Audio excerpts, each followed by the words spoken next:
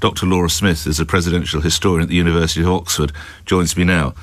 Doctor, have you had any sleep as you try to recover? Not at 12:40 a.m. in Phoenix, Arizona, no, sir.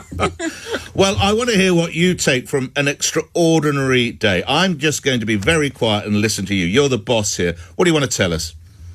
Oh, well, I mean, look, some of the discussions I have with my students is, are executive orders signs of weakness or power when it comes to a president? Oh. And we've seen this really interesting precedent with Donald Trump coming into office, and he first term goes after what he can with Obama's legacy. Obviously, healthcare sticks because that's not an executive order. But he goes after what he can. Paris Climate Accord, gone again. Biden comes in with executive orders, and then we see this flip-flop yet again. It's just really a reflection of congressional gridlock more than anything else, because they can't get anything to stick. How much does it matter, Doctor?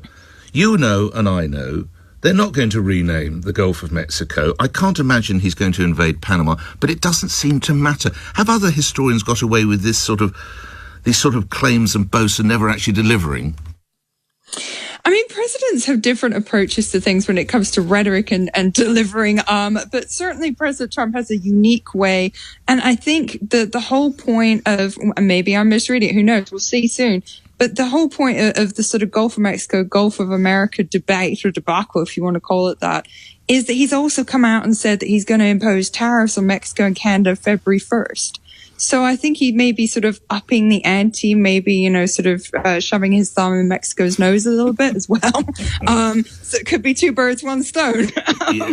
And tell me, you'll have been watching some of this on US media if you're in Arizona. I would imagine the tone on Fox is one of uncontrolled exuberance, and CNN, they're probably in mourning. What are you taking from the media coverage so far, Doctor?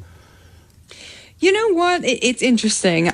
Even journalists on CNN, for example, will be saying that, okay, today's a day to recognize, and this is what Democrats are saying on the one hand, that, okay, we celebrate the peaceful transfer of power. Very important, especially considering that Donald Trump had to take the oath in the Capitol Rotunda because of the weather. Hadn't been done since Ronald Reagan. Now, on the other hand, there are conservatives who are saying this is a day, inauguration day, where it's Americans, it's their day, right? It's a day just for Americans to celebrate America. And CNN was saying that in the same breath as well.